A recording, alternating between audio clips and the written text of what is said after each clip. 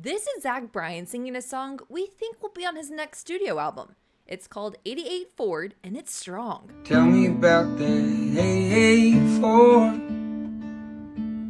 Labrador hanging out the passenger door. The Zach Bryan album will include 11 songs and drop on August 25th, and if you scroll way down to the description, you'll find a link to an Everything We Know article that includes the 11 songs we think will be added, like this one. Did you ever make it back to El Dorado? Call and ask, but hell if I know. Thumbs up this video if you're pumped, and please consider tapping subscribe, as country fans know this is the channel that over-delivers. Then go on and comment below your favorite Zach Bryan moment. This video is also going to feature news about a huge tribute to Winona and Naomi Judd, and an exclusive interview with Dee Messina, where she opens up about a teary-eyed conversation she recently had with Tim McGraw. But I know you clicked to learn more about Zach and his girlfriend. Her name is Brianna Chickenfry, and maybe you're wondering if that's really her name, and it totally is not. So here's how Zach and Brianna became a thing. They met in May of 2023 when both were dating other people, but she says they didn't begin flirting until June. Brianna is the host of a Barstool Sports podcast. Her real name is Brianna LaPaglia, but is known on TikTok as Brianna Chickenfry, and it just kind of stuck.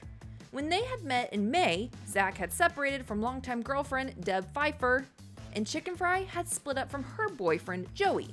Zach's breakup was very, very fresh. Woof. Naturally, once people found out that Zach and Brianna were dating, they began to wonder if any cheating had been involved. But she wasn't here for that, taking to her BFF podcast to set the timeline of their relationship straight. Here's how it went. Zach and Brianna met at the 2023 ACM Awards and took this picture together, but the encounter was brief. Then on June 23rd, she and a BFF's co-host joined Bryan on stage in New York City, but again, they didn't speak. A few days after that concert, Chickenfry and her boyfriend Joey broke up. Here's where things pivoted. She said that it was Zach who kind of made the first move, sliding into her DMs, telling people, quote, "I made a podcast after we went on stage and was like, eat the rich besides Zach Bryan." And he posted it, and then he DM'd me and said, "That was so sweet. Thank you guys for coming." And then we just started chatting. That chat would end up eventually in a 18-hour road trip together, really solidifying their friendship. Quote, "We didn't turn the music on once and talked the whole time. That's when I knew, like, oh, this guy's actually awesome. We got to know each other." I don't know about you, but 18 hours is a long time. You can't find a picture of the pair on Zach's socials, and just looking at hers, you don't either. But when you click on this little nugget and scroll...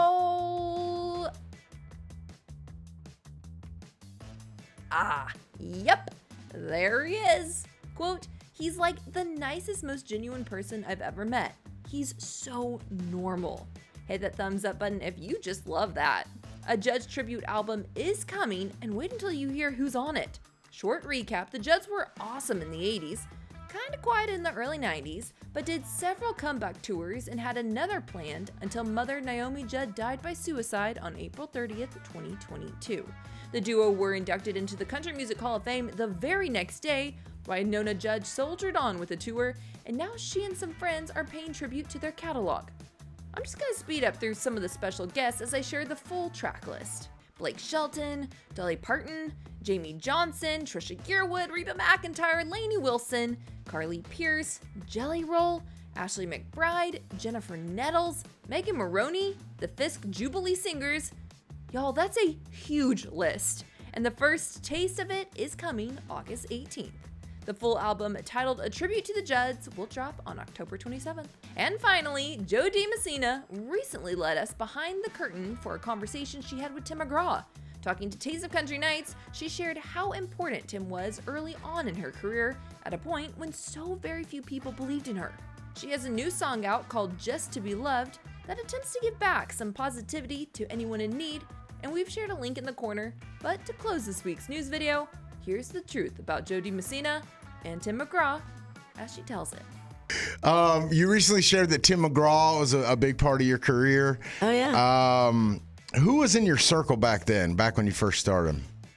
My circle was really small. I didn't know anybody. You know, I was new to Nashville, and I met Tim, and I met Byron, and I met a couple other people, and Stephanie Orr, who was in charge of my website back then and still is today.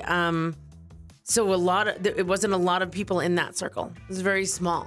And I didn't, go out and drink, and I didn't party, and I didn't go to the bars. So all that networking never happened. It just happened by chance that somebody heard me here, somebody heard me there, and then, I ended up getting a deal. But that was McGraw that made that happen. Wow. And do you talk with him often, or how does that work? We do not talk, but we did do a show together a few weeks ago and got to get caught up on stuff. And I said, I was like, thanks for a great life. I don't think he realizes that. When I first started off, I was very timid and I didn't want to, ruffle feathers. I didn't want to shake the cart. You know what I mean? And McGraw was like, no, she needs to do this, like Listen and Leaving. He wanted to do that for the first record. And they were like, nope, can't do it. You can't do remakes. And so then the second record, he's like, okay, we need to do Listen and Leaving. And so he was adamant and loved it and just heard it. He heard that song from like 3 years before we cut it. So he knocked open a lot of doors for me at that point in time. So he was instrumental. So I got to say to him, the other day, I said, I don't know if I've ever said this, but thanks for a great life. Thanks for knocking those doors open. What did he say? I think we cried. I don't know. Sorry. I think we both got a little teary-eyed. He didn't know what to say. I don't think he knew how to respond. I mean, his natural response would be, nah, I didn't have anything to do with that. But he did, so. One final question. It's Throwback Thursday. You're calling into a radio station to request a song. It can't be yours. What are we requesting? Oh, my gosh. It can't be mine. Oh, boy. There's so many. Trisha Yearwood, Walk Away Joe. How about that? Good song. That boy's just a walk away Joe. Good song. I know. Are you guys friends? Yes, we are. I can text her right now. Usually, she's in Vegas, so she's asleep. But we FaceTime. We played this show. I don't remember where it was, but anyways, we were in this. It was, I want to call it a club, but it was massive. It's like 3,000, 3,500 people. Oh, wow. It was a huge performance hall. And before the show, they played She's in Love with the Boy, and they went nuts, and they were singing it so loud. So I went out on stage and I called Trisha, and I FaceTimed her. I was like, hey, Trisha.